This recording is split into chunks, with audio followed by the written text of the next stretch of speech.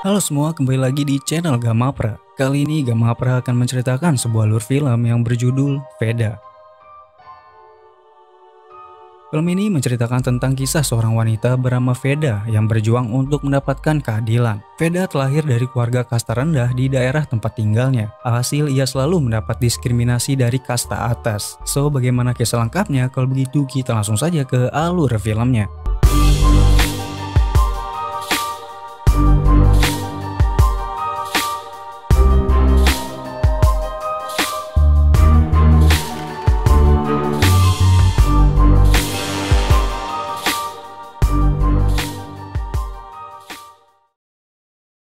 Film ini berlatar di Bhadmer, Rajasthan, India. Ada seorang mahasiswi yang bernama Veda. Veda adalah mahasiswi di Fakultas Hukum, dan ia selalu mendapat olok-olokan dari teman kampusnya yang bernama Suyok dan kawan-kawannya. Veda mendapat perilaku tersebut karena ia terlahir dari kasta rendah. Di daerah tempat tinggalnya masih menerapkan hukum kasta yang dimana kasta tertinggilah yang memegang kekuasaan. Bahkan saking rendahnya kasta Veda, ketika ia mau mengambil air minum saja di kampusnya, dia tidak bisa. Namun ada perempuan dari kasta atas membantu Veda untuk mengambil air minum di kampusnya. Perempuan tersebut bernama Arti. Arti juga merupakan pacar dari kakaknya Veda yang bernama Vinod. Namun Arti dan Vinod menjalin hubungan secara diam-diam karena mereka beda kasta. Bila ketahuan maka mereka berdua bisa terbunuh. Begitulah daerah tempat tinggalnya Veda yang menerapkan sistem kasta. Lalu di kampusnya Veda telah dibuka pendaftaran untuk pelatihan tinju. Veda tertarik pada tinju dan ingin berlatih di klub tinju di kampusnya. Veda memiliki impian terbebas dari penderitaannya lewat jalur olahraga agar bisa diterima masuk pekerjaan.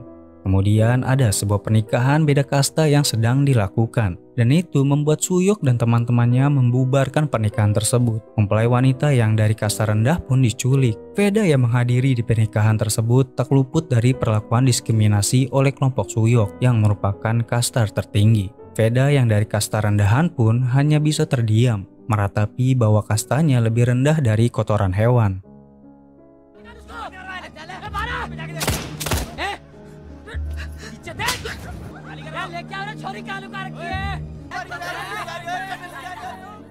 Lalu berpindah ke seorang pria bernama Abhimanyu. Ia adalah seorang tentara dari pasukan khusus. Abhimanyu mendapat tugas untuk memata-matai seorang penjahat bernama Ilyas Kashmiri yang telah membunuh banyak orang, dan timnya menginginkan Ilyas hidup-hidup.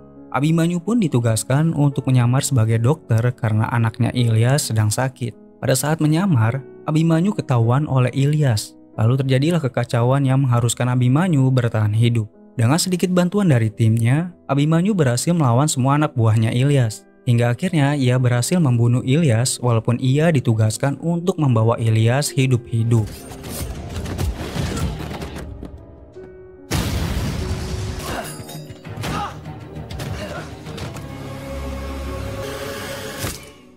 Perbuatan Abhimanyu membunuh Ilyas membuat dirinya dipecat secara tidak hormat. Bukan tanpa alasan Abhimanyu membunuh Ilyas. Ia memiliki dendam pribadi kepada Ilyas karena Ilyas telah membunuh istrinya yang sedang bertugas sebagai informan sipil. Oleh karena itulah rasa dendam kepada Ilyas membuat Abhimanyu tidak memperdulikan misinya, yang dimana misi sebenarnya adalah membawa dan menangkap Ilyas hidup-hidup karena Ilyas menyimpan informasi penting.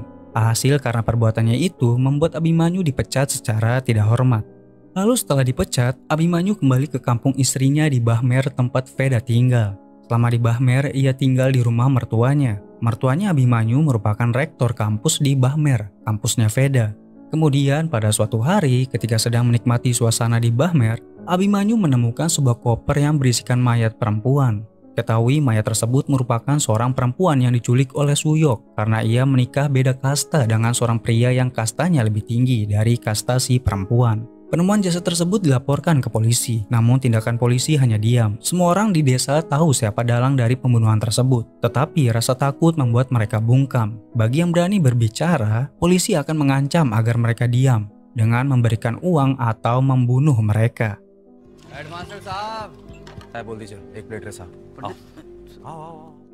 Keesokan harinya, Abhimanyu bersama mertuanya menghadap dewan desa bernama Jitendar. Jitendar memimpin 150 desa di wilayahnya. Jitendar adalah saudaranya Suyok. Oleh karena itulah, Suyok berani menindas kasta bawah seperti Veda. Karena ia adalah saudaranya Dewan Desa, yaitu Jitendar. Suyoklah yang membunuh perempuan di dalam koper. Namun karena dirinya berada di kasta atas, orang-orang yang ada di bawahnya tidak berani melaporkan Suyok. Lalu keperluan Abimanyu dan mertuanya menemui Jitendar adalah meminta izin bahwa Abimanyu akan dipekerjakan sebagai asisten tinju di kampus. Jitendar pun mengizinkan Abimanyu bekerja sebagai asisten tinju di kampus setempat. Keesokan harinya, di saat pembukaan pendaftaran tim tinju di kampus, Veda sangat antusias untuk mendaftar. Ia datang lebih awal untuk mendaftarkan dirinya masuk ke tim tinju. Namun karena dirinya berada di kasta rendah, maka dia mau tidak mau mengalah ke barisan belakang antrian kepada kasta yang lebih tinggi dari kastanya. Bahkan bukan hanya itu saja, di saat Suyok datang, ia menyuruh Veda untuk mengapel lantai dan tidak diizinkan untuk mendaftar karena Veda berasal dari kasta rendah. Abimanyu pun hanya diam melihat kesenjangan sosial yang didapatkan oleh Veda.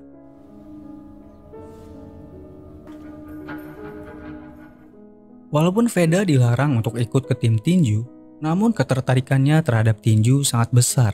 Dia selalu datang lebih awal daripada yang lain. Dia memohon kepada pelatih untuk dimasukkan ke tim tinju. Namun pelatih tidak bisa berbuat banyak karena ia takut dengan Suyok yang berkuasa. Walaupun begitu, Veda tetap berusaha untuk bisa masuk ke dalam tim tinju. Ia juga sudah mengumpulkan uang untuk membeli peralatan tinju. Namun uang yang ia kumpulkan masih kurang. Lalu ia meminta ayahnya untuk menambahkan uangnya agar ia bisa berlatih tinju. Ayahnya pun mendukung keputusan Veda. Walaupun ayahnya tahu kalau Veda akan mendapat kesulitan. Dan bahkan dengan kasta yang dimiliki oleh keluarga Veda, ayahnya Veda tak kuasa menahan tangisnya di saat ia tahu bahwa anak laki-lakinya berhubungan dengan seorang wanita yang kastanya lebih tinggi.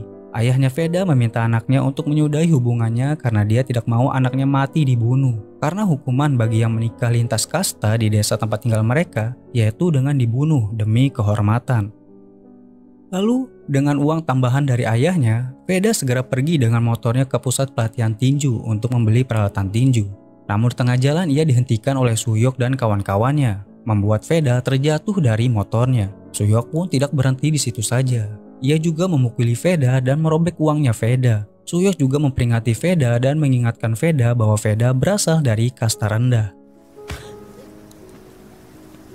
Dengan uang yang sudah sobek, Veda tetap datang ke tempat pelatihan. Di sana ia bertemu dengan Abimanyu. Abimanyu pun mengobati lukanya Veda setelah ia melihat Veda datang dengan penuh luka di tubuhnya. Selama berada di Bahmer, Abimanyu menyadari kenyataan pahit dan dinamika kekuasaan di desa Bahmer. Orang-orang yang bermental zolim berkuasa seperti Suyok dan abangnya Jitendar. Abimanyu berpikir mana mungkin Jitendar tidak mengetahui perilaku adiknya yang seperti preman. Suyok berperilaku seperti preman karena dirinya berkuasa, terlebih dia dari kasta tertinggi. Dengan mudah ia menindas kasta di bawahnya. Sudah tabiat dari sifat makhluk, yang berkuasa pasti menindas yang lemah, dan yang kuat dialah yang berkuasa. Seperti Suyok dan Jitendar, mereka kuat dari kastanya dan mereka berhak berkuasa. Lalu muak dengan tindakan Suyok, Abimanyu pun memutuskan untuk pergi ke tempat Suyok dan kawan-kawannya berada. Setibanya di sana, Abimanyu menutup sebagian wajahnya dengan kain agar tidak dikenali. Setelah itu, ia pun menghajar Suyok dan para anak buahnya.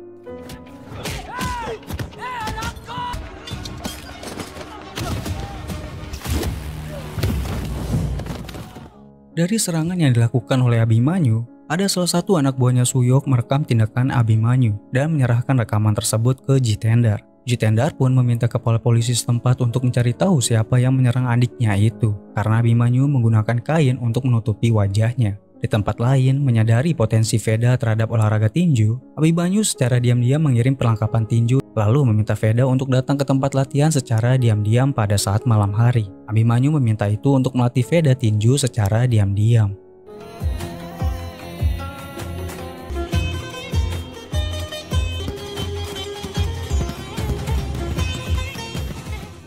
Setiap hari Veda berlatih dengan Abimanyu. Latihan yang diberikan kepada Veda membuat Veda semakin percaya diri dengan kemampuan tinjunya. Sampai pada akhirnya peresmian tempat pelatihan tinju tersebut diresmikan oleh Jitendar. Di depan wartawan setempat, Abimanyu membawa Veda ke Jitendar untuk memberikan izin kepada Veda agar Veda bisa masuk ke tim tinju universitasnya. Jitendar pun mengizinkan Veda untuk masuk ke tim tinju. Akhirnya Veda secara resmi bergabung dengan tim tinju di kampusnya. Setelah itu perayaan Holi diselenggarakan di kampus. Semua mahasiswa kampus merayakannya dengan penuh warna-warni, berjoget bersama, bernyanyi bersama dengan penuh sukacita. Namun di balik perayaan tersebut, hubungan kakaknya Veda bernama Vinod dan Arti ketahuan oleh Suyok. Alhasil karena Vinod berasal dari kasta rendah, Vinod dan seluruh keluarganya termasuk Veda dipermalukan di depan umum oleh Jitendar dan Suyok, yaitu dengan memaksa mereka memegang sandal di atas kepala mereka, lalu meminta maaf kepada keluarga Arti. Bagi Jitendar dan Suyok, perbuatan yang dilakukan olehnya adalah sebuah hukum dan mereka percaya bahwa begitulah seharusnya dunia bekerja. Pemandangan yang sangat memalukan itu membuat Veda marah, namun ia tidak bisa meluapkan amarahnya karena ia berasal dari kasta rendah. Sarjuka.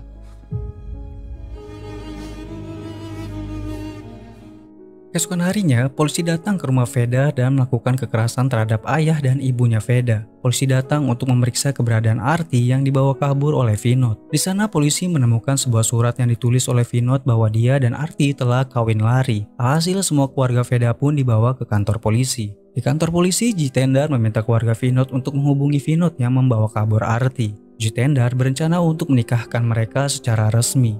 Akhirnya Vinod dan Arti pun kembali, lalu mereka menikah. Namun Jitendar yang menjanjikan pernikahan antara Vinod dan Arti rupanya telah menipu mereka. Alih-alih menikahkan mereka, Jitendar malah membunuh Vinod dan Arti.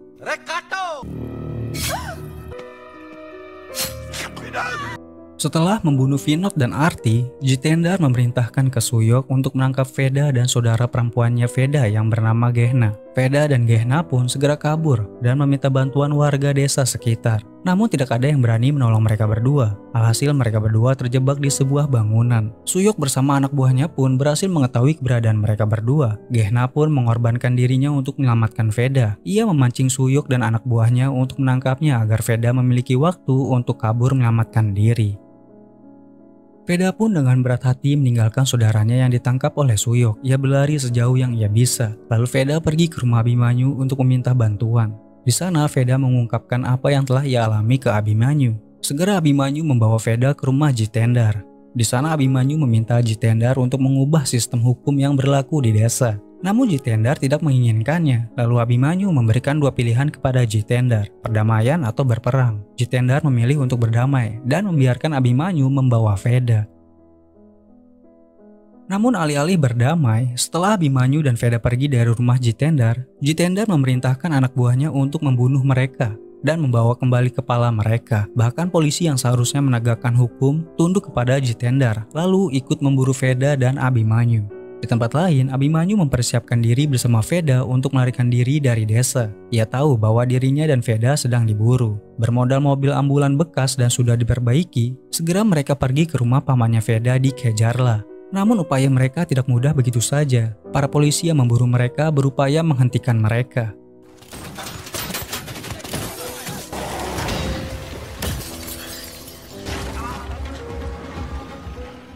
Bukan hanya polisi saja, namun juga Suyok dan anak buahnya pun ikut serta dalam pengejaran, membuat mereka berdua kesulitan untuk melarikan diri. Namun Abimanyu sudah menyiapkan perlengkapannya dan melawan balik. Dengan keterampilannya sebagai tentara, dengan mudah Abimanyu melawan mereka semua. Para polisi dibantu Suyok dan anak buahnya pun tidak sanggup melawan mereka berdua. Akhirnya mereka berdua berhasil melarikan diri.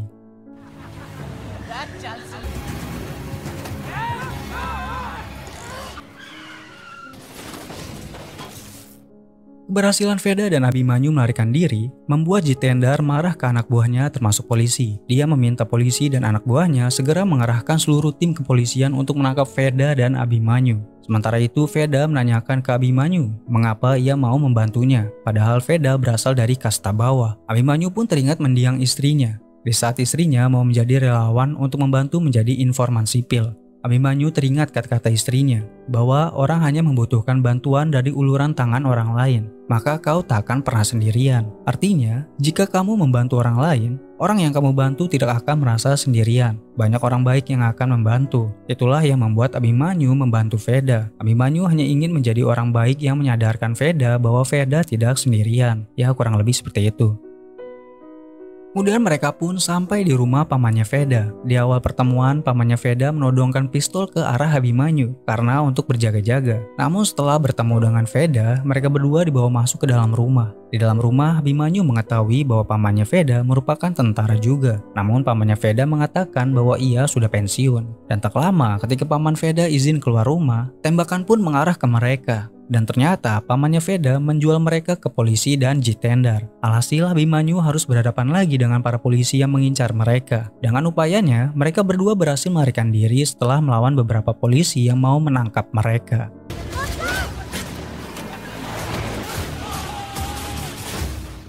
Setelah berhasil melawan polisi, mereka juga berurusan dengan pamannya Jitendar dan anak buahnya. Mereka pun melarikan diri dan bersembunyi lagi di suatu tempat hingga fajar. Pamannya Jitendar dan anak buahnya pun terus berusaha mencari mereka. Abimanyu dengan keterampilannya ia mencoba membunuh satu persatu anak buahnya Jitendar dan pamannya. Namun usahanya gagal karena anak buahnya Jitendar terlalu banyak. Alhasil mereka melarikan diri lagi ke sebuah bangunan-bangunan.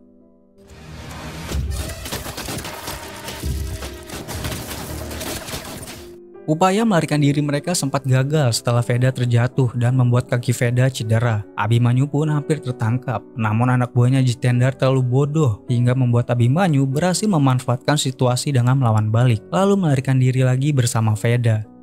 Abimanyu dan Veda pun berhasil bersembunyi di sebuah perayaan. Namun Suyok dan anak buahnya datang untuk menyisir tempat itu, membuat Veda terpaksa memotong rambutnya hingga pendek supaya tidak dikenali. Upaya untuk memotong pendek rambutnya pun berbuah hasil. Mereka berhasil melarikan diri ke sebuah tempat pertambangan. Di sana mereka bertemu dengan ayahnya Veda. Lalu ayahnya Veda memberikan sebuah potongan silet ke Veda untuk menjadi senjata bagi Veda. Karena ayahnya Veda hanya bisa memberikan itu kepada Veda. Lalu Veda berencana pergi ke pengadilan tinggi untuk memperjuangkan keadilan dan mengungkap kejahatan Jitendar dan Suyok berdasarkan Undang-Undang Perlindungan Dalit. Veda yang merupakan mahasiswi hukum tahu betul tentang undang-undang, sehingga ia memiliki harapan untuk menegakkan keadilan di pengadilan tinggi. Namun, ketika mereka berencana ke pengadilan, mereka tertangkap oleh Suyok dan anak buahnya.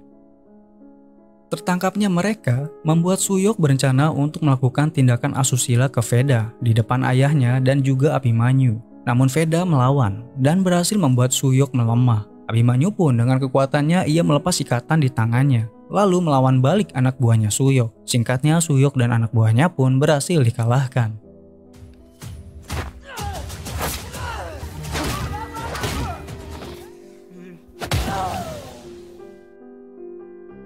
Lalu Jitendar bersama anak buahnya pun datang ke tempat Veda disekap. Ia merasa yakin bahwa Suyok telah berhasil menangkap Veda dan Abimanyu. Namun keyakinan itu sirna setelah ia merasakan sendiri bahwa Suyok dan anak buahnya menjadi bahan jebakan. Tubuhnya Suyok sudah dikelilingi oleh dinamit, dan dinamit itu terhubung dengan pintu masuk pertambangan. Lalu ketika anak buah Jitendar membuka pintu, alhasil dinamit itu pun meledakkan Suyok dan membuat Jitendar terkejut.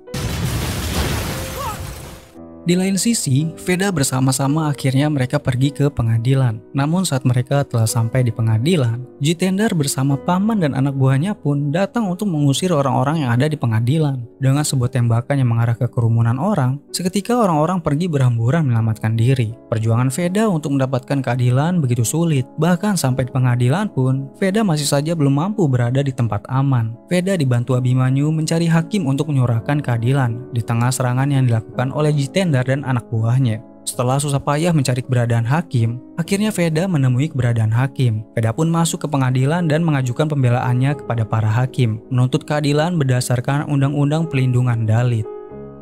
आप सबसे कुछ ज्यादा नहीं चाहती। पापा, coach sir जी सब यहीं के हैं। हम सब बस सांस लेना चाहते हैं। Sementara itu, Abimanyu dengan luka-luka di sekujur tubuhnya akibat melawan Jitendar dan para anak buahnya, berhasil menahan Jitendar yang ingin membunuh Veda. Di upayanya yang terakhir, ia berhasil membunuh Jitendar dengan sekali tembakan di kepala Jitendar. Jitendar pun tewas beserta anak buahnya, dan Veda berhasil mengajukan haknya ke hakim untuk hidup dengan kehormatan. Dan itulah ending dari film ini. Di akhir film dijelaskan bahwa film ini terinspirasi dari kasus nyata mengerikan yaitu Manoj Babli di tahun 2007 dan Meenakshi Kumari di tahun 2011. Dan beberapa pernyataan sebagai berikut.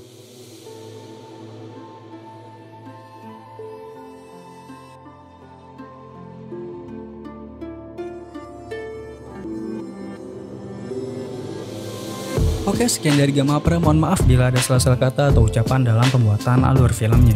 Gamapra pamit undur diri, sampai jumpa di alur film yang lainnya. Bye-bye.